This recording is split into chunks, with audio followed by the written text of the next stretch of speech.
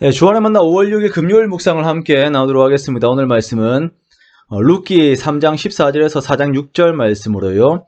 희생하기 위한 계획이라고 한 제목으로 함께 묵상을 나누도록 하겠습니다. 오늘 본문은 룻과 결혼하기로 결심한 보아스가 그 일을 이루기 위해 지혜로운 계획을 세우고 그것을 이루는 것을 말씀을 하고 있습니다.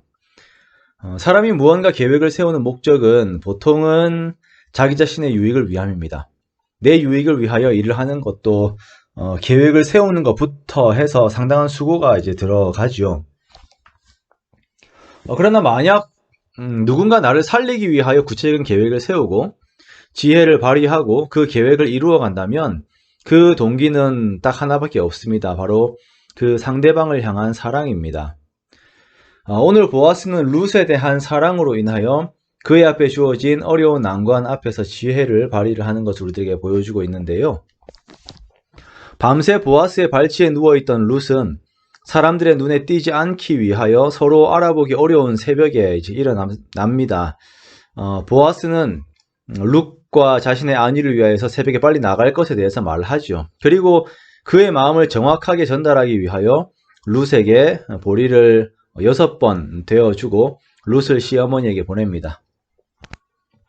나오미는 자신이 계획을 세웠지만 그 계획이 어떤 결과를 가지고 올지 밤새 노심초사했겠죠. 그리고 새벽에 그녀에게 들려온 소식은 좋은 소식이었습니다.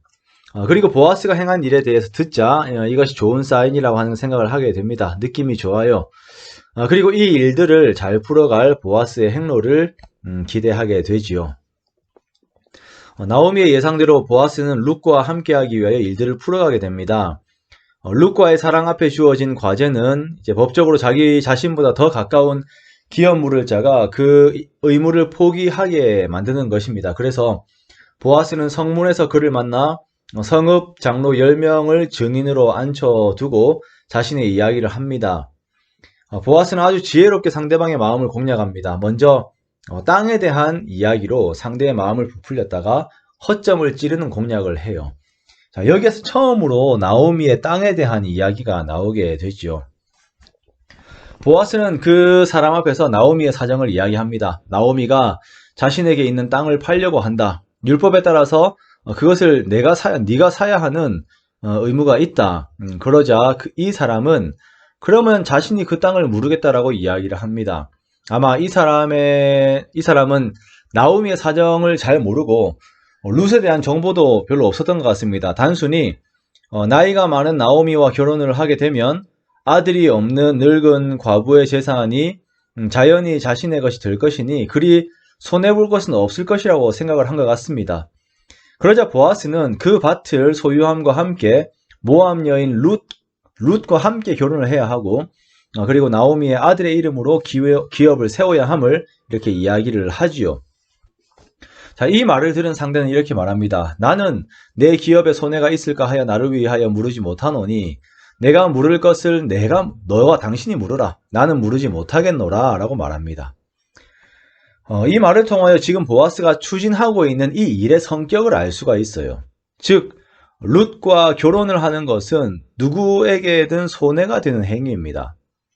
땅이 아마 그리 크지는 않을 겁니다. 생계에 그리 큰 도움이 되지 않는 땅이에요. 게다가 그 땅을 일군다고 한들 자신의 소유가 되지 못합니다. 다른 사람의 이름으로 그 유산이 물려지게 됩니다. 또한 룻과 나오미까지 먹여 살리는 것은 보아스의 입장에서는 손해이자 희생이에요. 자, 그러나 보아스는 이 희생을 이루려고 하는 것이죠. 이것이 우선적으로 기업 물을 자에게는 없는 것, 바로 사랑입니다. 자, 이 사랑의 희생을 이루기 위해서 자신이 아닌 룻과 나오미를 위하여 보아스는 지혜를 발휘하고 그 지혜를 따라 눈앞에 있는 난관들을 해결하면서 룻과 나오미에게 좋은 것을 주려고 하는 것이죠. 이러한 보아스의 모습 속에서 우리는 하나님의 사랑을 알 수가 있습니다.